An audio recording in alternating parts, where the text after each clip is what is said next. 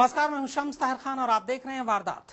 एक बाबा और उसका बेटा सालों तक लड़कियों का यौन शोषण करते रहे, उन्हें धमकाते रहे, उनकी इज्जत से खेलते रहे, पर फिर भी सालों तक तमाम लड़कियां चुप रहें, कोई सामने ना आए। हैरानी होती है, पर अब जो सच सामने आया है उसके बाद किसी को हैरानी नहीं होगी। जानते हैं क्यों?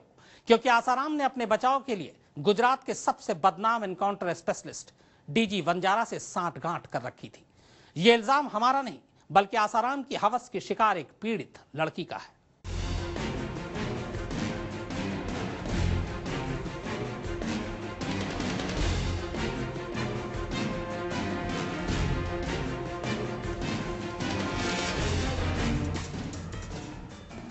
एक धर्म का चोला ओढ़कर लड़कियों के साथ जोर जबरदस्ती करने का मुलजिम,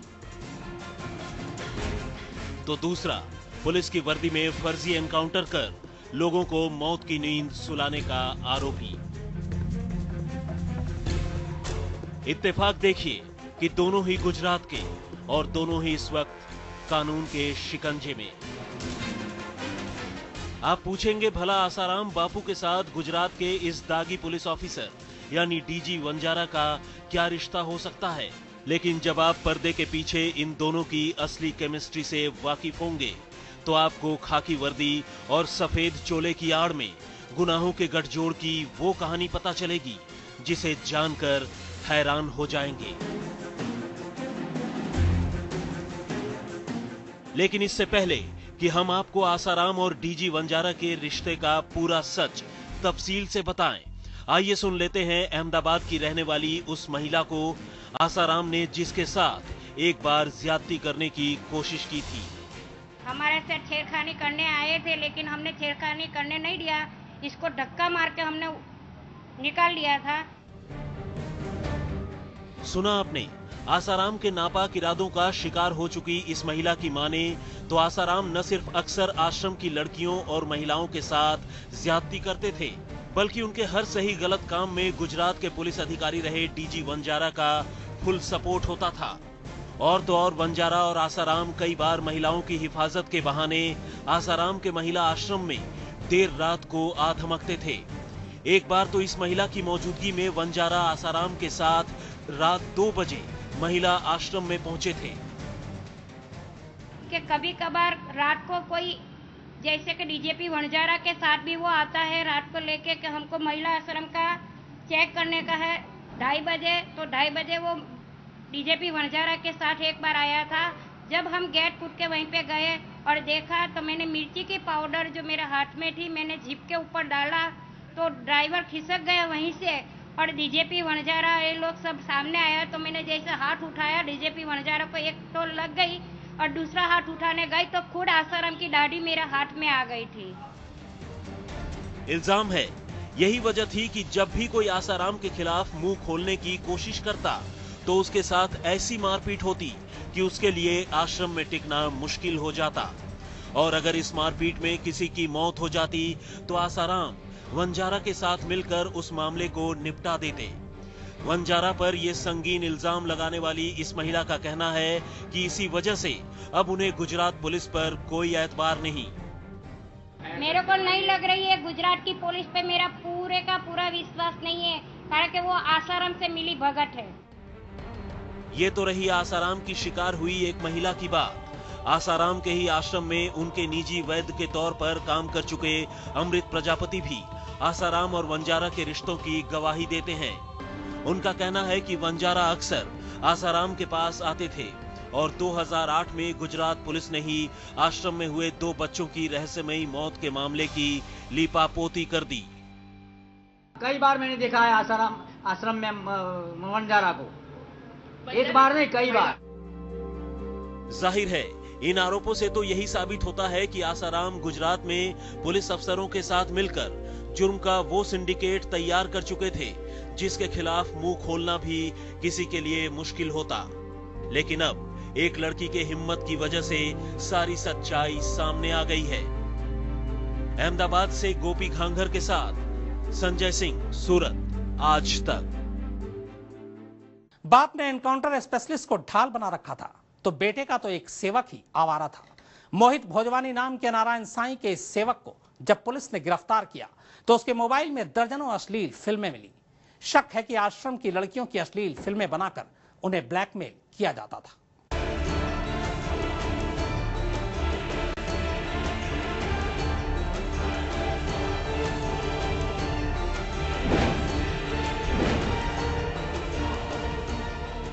बाप बेटे का पाखंड, बाप बेटे का कलंक, बाप बेटे की शर्मनाक हरकतें तो अब आम हो चुकी हैं।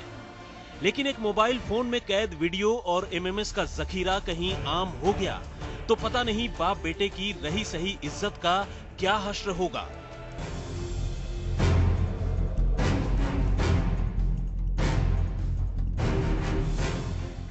नाम है मोहित भोजवानी। नारायण साईं की कलंक की कुटिया का एक एक राज है इसके पास। पुलिस आसाराम एंड फैमिली के पाप की कड़ियां जोड़ रही है और इसी कड़ी में पुलिस के हाथ लगा है भोजवानी का वो मोबाइल फोन जो बाप बेटे के लिए किसी बम से कम नहीं।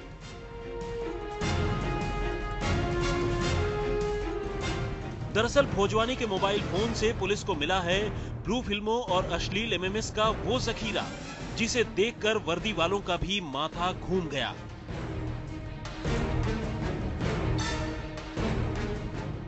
अब सवाल यह है कि एक आध्यात्मिक गुरु यानी नारायण साईं का दायां हाथ माने जाने वाले भोजवानी के मोबाइल फोन में इतने अश्लील क्लिप्स होने का मतलब क्या हो सकता है?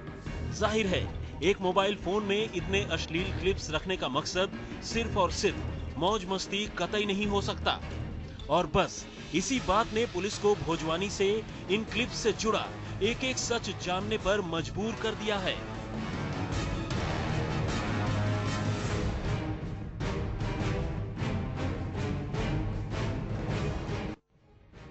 अब पुलिस ये जानना चाहती है कि कहीं भोजवानी ने ये क्लिप्स नारायण साईं के इशारे पर ही तो अपने मोबाइल में सेव नहीं कर रखे थे। कहीं इन क्लिप्स में नारायण साईं और आसाराम के आश्रमों में रहने वाली लड़कियों के क्लिप्स भी तो शामिल नहीं हैं, जिनकी मदद से किसी को ब्लैकमेल करने की कोशिश की जा रही हो। जाहिर है इन सवालों का जवाब अगर पुलिस को कोई दे सकता है तो वो है भोजवानी और नारायण साईं। नारायण तो फिलहाल पुलिस की गिरफ्त में नहीं है, लेकिन भोजवानी को रिमांड पर लेकर पुलिस उससे यही पूछ रही है। ये गुनाह के काम में नारायण साईं जी के जो साधक है मोहित धर्मदास भोजवानी नामक व्यक्ति है, उसकी पुलिस ने कल गिरफ्तारी किया था और आज उनको नामदा चीफ जुडिशियल मैजिस्ट्रेट साहब की कोर्ट में पेश कर रहे हैं और उनके पुलिस कस्टडी की वो लोग रिक्वेस्ट कर रहे हैं। पुलिस को भोजवानी पर शक इसलिए भी ज्यादा है क्योंकि नारायण साईं पर एफआईआर दर्ज होने से पहले नारायण साईं और भोजवानी की लोकेशन जयपुर आ रही थी, जबकि बलात्कार का मामला दर्ज होते ही नारायण साईं का मोबाइल फोन स्विच ऑफ हो गया। ऐसे में भोजवानी के पकड़े जाने के साथ ही पुलिस को नारायण साईं का सुराग मिलने की उम्मीद जगी है। अहमदाबाद से गोपी घांगर के साथ संजय सिंह, सूरत, आज तक। पूरे 1 महीने और 13 दिन बाद आसाराम अपने होम सिटी अहमदाबाद के लिए रवाना हो गए, यानी उस शहर के लिए। जमानत मिलने पर आसाराम सबसे पहले जहां लौटना चाहते थे, लेकिन करतूतों का अंजाम देखिए कि रवानगी आजादी में नहीं बल्कि पुलिस के शिकंजे में हुई। अब अहमदाबाद पुलिस उन पर लगे एक और कलंक का सच पूछेगी।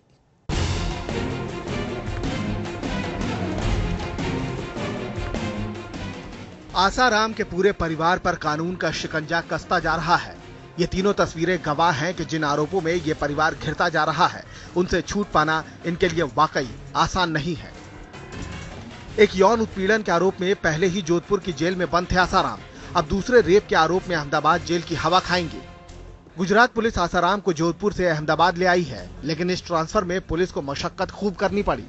डर था कि आसाराम के समर्थक हंगामा कर सकते हैं, इसलिए उन्हें हवाई रास्ते से अहमदाबाद लाया गया। सिर पर लाल टोपी, पुलिस वालों से भरा विमान और इस तरह बाबा अहमदाबाद पहुंचे। सूरत की 2 बहनों ने आसाराम और उनके बेटे नारायण साईं पर रेप का केस दर्ज करवाया है। उसी केस में जांच के लिए आसाराम को अहमदाबाद ले जाया गया है। पुलिस आसाराम को घटना की जगह ले जाकर तफ्तीश करेगी।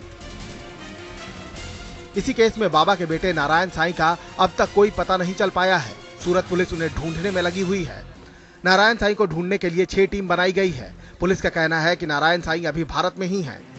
मोबाइल इंटरसेप्ट के जरिए भी पता लगाया जा रहा है। कोशिश ये भी हो रही है कि साधकों से कुछ सुराग मिल सके। पुलिस का कहना है कि शुक्रवार को नारायण साईं दिल्ली में थे। इस बीच आसाराम की पत्नी और बेटी की अर्जी पर सुनवाई मंगलवार तक के लिए टल गई है। रेप केस में लड़कियों पर दबाव बनाने के आरोप में फंसी बीवी और बेटी की अग्रिम जमानत की अर्जी पर अदालत ने सुनवाई टाल दी है। मतलब कानूनी शिकंजा चारों ओर से कस रहा है और बाबा की फैमिली इसी में फंस कर रह गई है। अहमदाबाद से गोपी घांगर और जोधपुर से शरद कुमार के साथ आज तक ब्यूरो। भगवान बनकर दुनिया भर को घुमाने वाले आसाराम यौन शोषण के इल्जाम में क्या फंसे? उनके चेले सीडी और पर्चों के सहारे दुनिया को भरमाने में लग गए। आसाराम के हक में अलग अलग शहरों में बांटे जा रहे इन पर्चों में कीचड़ उछालने का खेल खेला जा रहा है।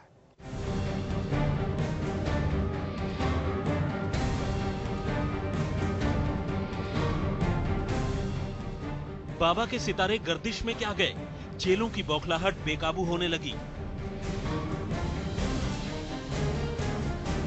अब हालत यह है कि इन चेलों ने घूम घूम कर अपने बाबा के हक में पीड़ित लड़की पर ही सवाल उठाने शुरू कर दिए हैं।